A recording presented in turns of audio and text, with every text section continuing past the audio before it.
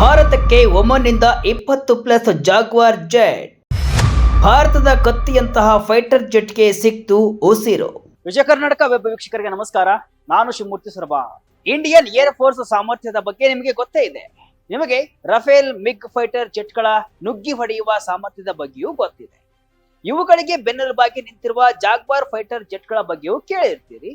ಕಾರ್ಗಿಲ್ ಯುದ್ಧದ ಟೈಮ್ನಲ್ಲಿ ಶತ್ರುಗಳ ಎದೆಗಳಲ್ಲಿ ನಡುಕ ಹುಟ್ಟಿಸಿದ್ದ ಈ ವಿಮಾನಗಳ ನಿರ್ವಹಣೆ ಈಗ ಭಾರತೀಯ ವಾಯುಪಡೆಗೆ ಕಷ್ಟವಾಗ್ತಾ ಇದೆ.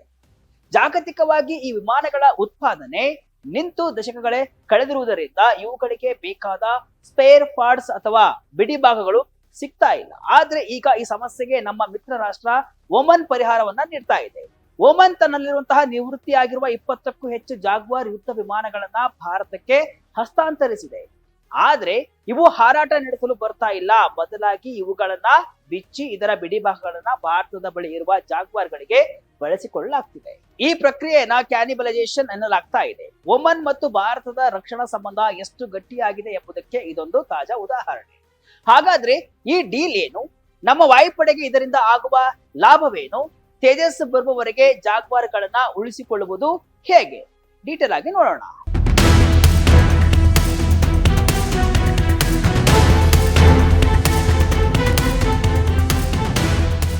ಹೌದು, ಭಾರತೀಯ ವಾಯುಪಡೆಗೆ ತನ್ನ ಯುದ್ಧ ವಿಮಾನಗಳ ನಿರ್ವಹಣೆಯಲ್ಲಿ ಎದುರಾಗಿದ್ದ ದೊಡ್ಡ ಸವಾಲಿಗೆ ಈಗ ತಾತ್ಕಾಲಿಕ ಪರಿಹಾರ ಸಿಕ್ಕಿದೆ. ಒಮನ್ ದೇಶವು ತನ್ನ ರಾಯಲ್ ಒಮನ್ ಏರ್ ಫೋರ್ಸ್ ನಲ್ಲಿ ಬಳಸಿ ನಿವೃತ್ತಿಗೊಳಿಸಿದ 20ಕ್ಕೂ ಹೆಚ್ಚು ಸೆಪೆಕ್ಯಾಟ್ ಜಾಗ್ವಾರ್ ಯುದ್ಧ ವಿಮಾನಗಳನ್ನ ಭಾರತಕ್ಕೆ ಹಸ್ತಾಂತರಿಸಿದೆ. ಈ ವಿಮಾನಗಳು 2014ರಲ್ಲಿ ಒಮನ್ ವಾಯುಪಡೆಯಿಂದ ನಿವೃತ್ತಿಯಾಗಿದ್ವು. ಈಗ ಇವುಗಳನ್ನ ಭಾರತಕ್ಕೆ ತರಲಾಗ್ತಾ ಇದ್ದು, ಇಲ್ಲಿಗೆ ಬಂದ ತಕ್ಷಣ ಇವುಗಳನ್ನ ಸಂಪೂರ್ಣವಾಗಿ ಡಿಸ್ಮೆಂಟಲ್ ಮಾಡಲಾಗ್ತಾ ಇದೆ. ಅಂದ್ರೆ ಸ್ಪೇರ್ ಪಾರ್ಟ್ಸ್ ಅನ್ನ ಬೇರೆ ಬೇರೆ ಮಾಡಲಾಗ್ತಾ ಇದೆ. ಈ ವಿಮಾನಗಳ ಇಂಜಿನ್ಗಳು, ಏವಿಯಾನಿಕ್ಸ್ ಮತ್ತು ಏರ್ ಫ್ರೇಮ್ ಗಳನ್ನ ಭಾರತದ ಬಳಿ ಇರುವ ಸಕ್ರಿಯ ಜಾಗ್ವಾರ್ ಫ್ಲೀಟ್ಗೆ ಮರುಬಳಕೆ ಮಾಡಲಾಗ್ತಾ ಇದೆ. ವಿಶೇಷ ಅಂದ್ರೆ ಇದಕ್ಕಾಗಿ ಯಾವುದೇ ದೊಡ್ಡ ಮೊತ್ತದ ಒಪ್ಪಂದ ನಡೆದಿಲ್ಲ ಅಂತ ರಿಪೋರ್ಟ್ಗಳು ಹೇಳಿವೆ. ಈ ಡೀಲ್ ಭಾರತ ಮತ್ತು ಒಮನ್ ನಡುವಿನ ಅನೌಪಚಾರಿಕ ರಕ್ಷಣಾ ಸಹಕಾರದ ಅಡಿಯಲ್ಲಿ ನಡೆದಿದೆ. ಈ ಹಿಂದೆ ಫ್ರಾನ್ಸ್ 30ಕ್ಕೂ ಹೆಚ್ಚು ಹಾಗೂ ಯುಕೆ ಕೆಲವು ಜಾಗ್ವಾರ್ಗಳನ್ನ ಇದೇ ರೀತಿ ಭಾರತಕ್ಕೆ ನೀಡಿದ್ವು. ಬಿಡಿ ಭಾಗಗಳಿಗಾಗಿ ಕ್ಯಾನಿಬಲೈಸೇಷನ್ ತಂತ್ರ.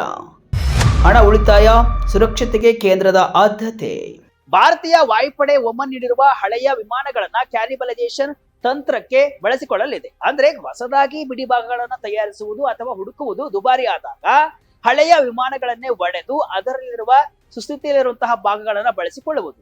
ಸದ್ಯ ಜಾಗತಿಕ ಮಾರುಕಟ್ಟೆಯಲ್ಲಿ ಜಾಗ್ವಾರ್ ವಿಮಾನಗಳ ಉತ್ಪಾದನೆ ಆಗ್ತಾ ಇಲ್ಲ. ಪ್ರೊಡಕ್ಷನ್ ನಿಂತು ದಶಕಗಳೇ ಕಳೆದಿವೆ. ಹೀಗಾಗಿ ಸ್ಪೇರ್ ಪಾರ್ಟ್ಸ್ ಗಳ ಕೊರತೆ ತೀವ್ರವಾಗಿ ಕಾಡ್ತಾ ಇದೆ. ಒಮನ್ ನಿಂದ ಬಂದಿರುವ ಈ 20 ವಿಮಾನಗಳ ಭಾಗಗಳು ಭಾರತೀಯ ಜಾಗ್ವಾರ್ಗಳ ಇಂಜಿನ್ ಗಳನ್ನ ಮರುಬಳಕೆ ಮಾಡಲು ಮತ್ತು ಏವಿಯಾನಿಕ್ಸ್ ವ್ಯವಸ್ಥೆಯನ್ನ ಸುಧಾರಿಸಲು ನೆರವಾಗಲಿವೆ. ಇದು ಅತ್ಯಂತ ಕಡಿಮೆ ವೆಚ್ಚದಾಯಕ ವಿಧಾನವಾಗಿದ್ದು, ದುಬಾರಿ ಬೆಲೆಯ ವಿಶೇಷ ಬಿಡಿ ಭಾಗಗಳನ್ನ ಹೊರಗಿನಿಂದ ತರಿಸುವುದನ್ನ ತಪ್ಪಿಸುತ್ತೆ. ಜೊತೆಗೆ 2025ರ ಆರಂಭದಲ್ಲಿ 3 ಜಾಗ್ವಾರ್ ವಿಮಾನಗಳು ಪತನವಾಗಿದ್ದು, ಈ ಹಿನ್ನೆಲೆಯಲ್ಲಿ ವಿಮಾನಗಳ ಸುರಕ್ಷತೆಯನ್ನ ಹೆಚ್ಚಿಸಲು ಈ ಬಿಡಿ ಭಾಗಗಳು ಸಂಜೀವಿನಿಯಂತೆ ಕೆಲಸವನ್ನ ಮಾಡಲಿವೆ. ಭಾರತದ ಬಳಿ ಎಷ್ಟಿವೆ ಜಾಗ್ವಾರ್ ವಿಮಾನಗಳು? 120 ಜೆಟ್ಗಳು, 6 ಸ್ಕ್ವಾಡ್ರನ್ಗಳ ಬಲ. ಸದ್ಯ ಭಾರತೀಯ ವಾಯುಪಡೆಯ ಬತ್ತಳಿಕೆಯಲ್ಲಿ ಜಾಗ್ವಾರ್ ವಿಮಾನಗಳ ಪಾತ್ರ ಬಹಳ ದೊಡ್ಡದು. ವರದಿಗಳ ಪ್ರಕಾರ ಭಾರತದ ಬಳಿ ಈಗ ಸುಮಾರು 100ರಿಂದ 120 ಜಾಗ್ವಾರ್ ವಿಮಾನಗಳು ಇವೆ. ಇವುಗಳನ್ನ ಒಟ್ಟು 6 ಸ್ಕ್ವಾಡ್ರನ್ಗಳಲ್ಲಿ ಹಂಚಿಕೆ ಮಾಡಲಾಗಿದೆ. ಪ್ರತಿಯೊಂದು ಸ್ಕ್ವಾಡ್ರನ್ ನಲ್ಲಿ ಸಾಮಾನ್ಯವಾಗಿ 16ರಿಂದ 20 ವಿಮಾನಗಳು ಇರುತ್ತವೆ. ಇದರಲ್ಲಿ ಸಿಂಗಲ್ ಸೀಟರ್ IS ಮತ್ತು ಡಬಲ್ ಸೀಟರ್ IB ವೇರಿಯಂಟ್ಗಳಿವೆ. 1979ರಿಂದ ಈ ವಿಮಾನಗಳು ಭಾರತೀಯ ವಾಯುಪಡೆಯಲ್ಲಿ ಸೇವೆಯನ್ನ ಸಲ್ಲಿಸ್ತಾ ಇವೆ. ಇವು ಶತ್ರು ಪಾಳ್ಯದೊಳಗೆ ನುಗ್ಗಿ ದಾಳಿ ಮಾಡಲು ಹೆಸರಾಗಿವೆ. 1999ರ ಕಾರ್ಗಿಲ್ ಯುದ್ಧದಲ್ಲೂ ಕೂಡ ಇವು ಮಹತ್ವದ ಪಾತ್ರವನ್ನ ವಹಿಸಿದ್ವು. ಸದ್ಯ ಇವುಗಳಲ್ಲಿ ಸುಮಾರು 60 ವಿಮಾನಗಳನ್ನ ಡಾರಿನ್ 3 ಗುಣಮಟ್ಟಕ್ಕೆ ಅಪ್ಗ್ರೇಡ್ ಅನ್ನ ಮಾಡಲಾಗಿದೆ. ಇದರಲ್ಲಿ EL-M-2052 AE-SA ರಾಡರ್ ಮತ್ತು ಸುಧಾರಿತ ಏವಿಯಾನಿಕ್ಸ್ ಅಳವಡಿಸಲಾಗಿದೆ. ಆದರೂ ಇವುಗಳ ಸೇವಾ ಲಭ್ಯತೆ 70ರಿಂದ 75ರಷ್ಟಿದ್ದು, 2025ರ ಮಧ್ಯಭಾಗದಲ್ಲಿ ಸುಮಾರು 83 ವಿಮಾನಗಳು ಮಾತ್ರ ಮಿಷನ್ ರೆಡಿ ಸ್ಥಿತಿಯಲ್ಲಿ ಇದ್ವು. ಜಾಗ್ವಾರ್ ನಿರ್ವಹಣೆಗೆ ದೊಡ್ಡ ತಲೆನೋವು. 1 ಗಂಟೆ ಹಾರಾಟಕ್ಕೆ 20 ಗಂಟೆ ರಿಪೇರಿ. ಜಾಗ್ವಾರ್ ವಿಮಾನಗಳು ಹಳೆಯದಾದಂತೆ ಅವುಗಳ ನಿರ್ವಹಣೆ ವಾಯುಪಡೆಗೆ ದೊಡ್ಡ ತಲೆನೋವಾಗಿ ಪರಿಣಮಿಸಿದೆ. ಮೂಲಗಳ ಪ್ರಕಾರ ಜಾಗ್ವಾರ್ ವಿಮಾನದ 1 ಗಂಟೆಯ ಹಾರಾಟಕ್ಕೆ ಬರೋಬ್ಬರಿ 20 ಗಂಟೆಗಳ ಕಾಲ ನಿರ್ವಹಣೆ ಬೇಕಾಗ್ತಾ ಇತ್ತು. ಇದಕ್ಕೆ ಮುಖ್ಯ ಕಾರಣ ವಿಮಾನಗಳ ವಯಸ್ಸು ಮತ್ತು ಬಿಡಿಭಾಗಗಳ ತೀವ್ರ ಕೊರತೆ. 1979ರಿಂದ ಒಟ್ಟು 140 ಜಾಗ್ವಾರ್ಗಳನ್ನ ಸೇವೆಗೆ ಸೇರಿಸಿಕೊಳ್ಳಲಾಗಿತ್ತು. ಅದರಲ್ಲಿ ಸುಮಾರು 50% ವಿಮಾನಗಳು ಅಪಘಾತ ಅಥವಾ ನಿವೃತ್ತಿಯಿಂದ ಬಳಕೆಗೆ ಇಲ್ಲದಂತಾಗಿವೆ. ಇತ್ತೀಚೆಗೆ 2025ರ ಆರಂಭದಲ್ಲಿ 3 ವಿಮಾನಗಳು ಪತನಗೊಂಡಿದ್ದು ಆತಂಕವನ್ನ ಹೆಚ್ಚಿಸಿತ್ತು. ಹೀಗಾಗಿ ಒಮನ್ನಿಂದ ಬಂದಿರುವ ಈ ಸ್ಪೇರ್ ಪಾರ್ಟ್ಸ್ ಪ್ಯಾಕೇಜ್ ಈ ಹಳೆಯ ಹಕ್ಕಿಗಳ ಜೀವಿತಾವಧಿಯನ್ನ ವಿಸ್ತರಿಸಲು ಅತ್ಯಗತ್ಯವಾಗಿದೆ. 2027-35ರ ಅವಧಿಯಲ್ಲಿ ತೇಜಸ್ ಮಾರ್ಕ್ 1ಗೆ ವಿಮಾನಗಳು ಬರುವವರೆಗೂ ಜಾಗ್ವಾರ್ಗಳನ್ನ ಸುಸ್ಥಿತಿಯಲ್ಲಿಡಿರುವುದು ವಾಯುಪಡೆಯ ಪ್ಲಾನ್ ಆಗಿದೆ. ಜಾಗ್ವಾರ್ಗೆ ಭಾರತದ ಕತ್ತಿ ಅನ್ನೋದು ಯಾಕೆ? 1979ರಲ್ಲಿ ಬಂದ ವಿಮಾನಕ್ಕೆ ಭಾರಿ ಅಪ್ಗ್ರೇಡ್. ಭಾರತೀಯ ವಾಯುಪಡೆಯಲ್ಲಿ ಶಂಶೀರ್ ಅಥವಾ ಕತ್ತಿ ಅಂತ ಕರೆಯಲ್ಪಡುವ ಜಾಗ್ವಾರ್ ವಿಮಾನವು ಶತ್ರುಗಳ ಪ್ರದೇಶದೊಳಗೆ ನುಗ್ಗಿ ದಾಳಿ ಮಾಡಲು ಕಡಲ ಮುಷ್ಕರ ಮತ್ತು ಭೂ ದಾಳಿಗೆ ಹೆಸರುವಾಸಿಯಾಗಿದೆ. ಕಾರ್ಗಿಲ್ ಯುದ್ಧ ಮತ್ತು ಶ್ರೀಲಂಕಾ ಕಾರ್ಯಾಚರಣೆಗಳಲ್ಲಿ ಇದು ನಿರ್ಣಾಯಕ ಪಾತ್ರವನ್ನು ವಹಿಸಿತ್ತು. ಇದು 4500 ಕೆಜಿ ತೂಕದ ಬಾಂಬ್ಗಳು, ರಾಕೆಟ್ಗಳು, ಮ್ಯಾಟ್ರಾ, ಮ್ಯಾಜಿಕ್ ಮತ್ತು ಸಿ ಈಗಲ್ ಹಡಗು ನಿರೋಧಕ ಕ್ಷಿಪಣಿಗಳನ್ನ ಹೊತ್ತೊಯ್ಯಬಲ್ಲದು. ಇದರಲ್ಲಿ 230 mm ಆಡೆನ್ ಫಿರಂಗಿಗಳಿವೆ. ಗರಿಷ್ಠ 1.6 ಮ್ಯಾಕ್ ವೇಗ ಮತ್ತು 850ರಿಂದ 1400 ಕಿಲೋಮೀಟರ್ ಯುದ್ಧ ವ್ಯಾಪ್ತಿಯನ್ನ ಹೊಂದಿದ್ದು ಗಾಳಿಯಲ್ಲೇ ಇಂಧನವನ್ನ ತುಂಬುವ ಸೌಲಭ್ಯವಿದೆ. ನವೀಕರಿಸಿದ ಗ್ಲಾಸ್ ಕಾಕ್ಪಿಟ್, HUD, BPS ಮತ್ತು ರಾತ್ರಿ ವೀಕ್ಷಣಾ ವ್ಯವಸ್ಥೆಯನ್ನ ಹೊಂದಿದೆ.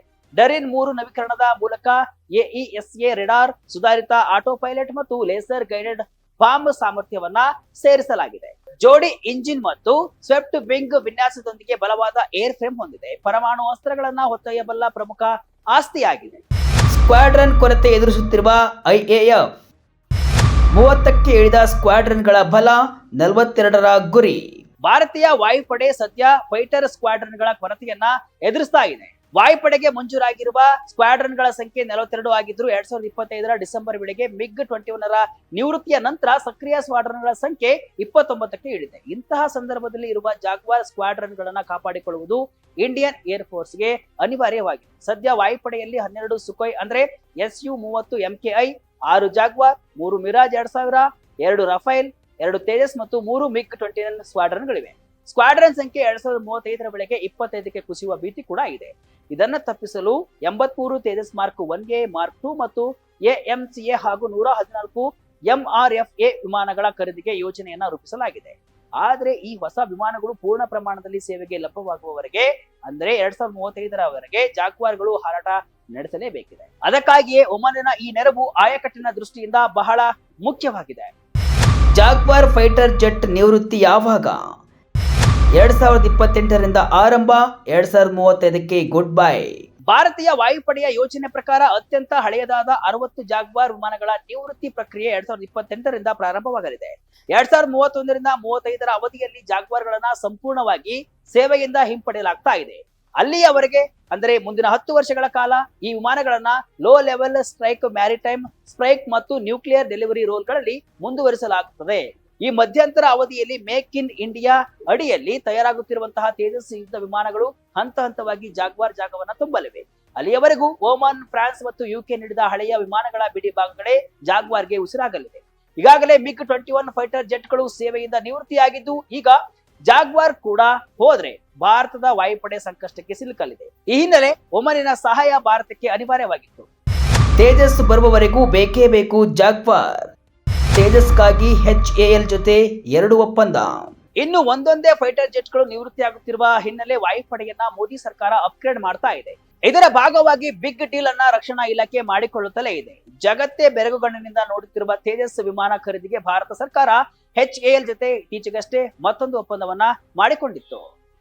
ಹಳೆ ಡೀಲ್ನಲ್ಲಿ ಒಂದೇ ಒಂದು ಫೈಟರ್ ಜೆಟ್ ವಾಯುಪಡೆ ಕೈ ಸೇರಿಲ್ಲವೆಂದರೂ ಕೂಡ ಕೇಂದ್ರ ರಕ್ಷಣಾ ಸಚಿವಾಲಯ 97 ಹೊಸ ತೇಜಸ್ MK-1A ಫೈಟರ್ ಜೆಟ್ಗೆ ಖರೀದಿಗೆ HAL ಜೊತೆ ಒಪ್ಪಂದವನ್ನ ಮಾಡಿಕೊಂಡಿತ್ತು. 2021ರಲ್ಲಿ 83 ಯುದ್ಧ ವಿಮಾನಗಳನ್ನ ಖರೀದಿಸಲು ಕೂಡ HAL ಜೊತೆ ಕೇಂದ್ರ ಒಪ್ಪಂದವನ್ನ ಮಾಡಿಕೊಂಡಿತ್ತು. ಆದ್ರೆ ಇದುವರೆಗೂ ಒಂದು ಫೈಟರ್ ಜೆಟ್ ಮಾತ್ರ ಹಸ್ತಾಂತರವಾಗಿದೆ. ತೇಜಸ್ MK-1A ವಿಷಯಕ್ಕೆ ಬಂದ್ರೆ ಇದು ಹಗುರವಾದ ಒಂದೇ ಇಂಜಿನ್ ಹೊಂದಿರುವಂತಹ ಲಘು ಯುದ್ಧ ವಿಮಾನ. ಇದರ ಗರಿಷ್ಠ ಹಾರಾಟದ ತೂಕ ಸುಮಾರು 13,500 ಕೆಜಿ ಇದೆ. ಇದರ ಶಸ್ತ್ರಾಸ್ತ್ರ ಹೊರುವ ಸಾಮರ್ಥ್ಯ 5,300 ಕೆಜಿ ಇದೆ. ಇದರ ಪ್ರತಿ ಯೂನಿಟ್ ಬೆಲೆ ಸುಮಾರು 306 ಕೋಟಿ ರೂಪಾಯಿ ಮಾತ್ರ. ಒಟ್ನಲ್ಲಿ ಒಮನ್ ನಿಂದ ಬಂದಿರುವ ಈ 20 ನಿವೃತ್ತ ಜಾಗ್ವಾರ್ಗಳು ಗುಜರಿ ಸೇರಿದ್ರು ಭಾರತದ ಪಾಲಿಗೆ ಅವು ಚಿನ್ನದ ಮೊಟ್ಟೆ ಇಡುವ ಕೋಳಿಯಂತಿದೆ. ಹೊಸ ವಿಮಾನಗಳ ಬರುವಿಕೆಯಲ್ಲಿನ ವಿಳಂಬ ಮತ್ತು ಇರುವ ವಿಮಾನಗಳ ನಿರ್ವಹಣಾ ವೆಚ್ಚದ ನಡುವೆ ಸಿಲುಕಿರುವಂತಹ ಭಾರತೀಯ ವಾಯುಪಡೆಗೆ ಇದೊಂದು ಲೈಫ್ ಲೈನ್ ಆಗಿ ಕೆಲಸ ಮಾಡುವುದು ಪಕ್ಕ. ಯುದ್ಧ ವಿಮಾನಗಳ ಸಂಖ್ಯೆ ಕಡಿಮೆ ಇರುವ ಈ ಸಂದರ್ಭದಲ್ಲಿ ಇರುವ ಸಂಪನ್ಮೂಲವನ್ನೇ ಅತ್ಯಂತ ಬುದ್ಧಿವಂತಿಕೆಯಿಂದ ಬಳಸಿಕೊಳ್ಳುವ ಕ್ಯಾನಿಬಲೈಸೇಷನ್ ತಂತ್ರ ನಿಜಕ್ಕೂ ಮೆಚ್ಚುವಂತದ್ದು. ಇದಕ್ಕೆ ನೀವೇನ್ ಹೇಳ್ತೀರಿ? ಕಮೆಂಟ್ ಮೂಲಕ ತಿಳಿಸಿ. ಇದಿಷ್ಟು ಇವತ್ತಿನ ವಿಶೇಷ. ಇದೇ ರೀತಿ ಹಲವು ವಿಶ್ಲೇಷಣೆಯ ಮಾಹಿತಿ ಅಷ್ಟೇ ಅಲ್ಲ, ಮನರಂಜನೆಯ ವಿಡಿಯೋಗಳಿಗಾಗಿ ವಿಜಯ ಕರ್ನಾಟಕ ವೆಬ್ಸೈಟ್, ಫೇಸ್ಬುಕ್ ಹಾಗೂ ಯೂಟ್ಯೂಬ್ ಪೇಜ್ ಅನ್ನು ಫಾಲೋ ಮಾಡಿ. ಧನ್ಯವಾದಗಳು.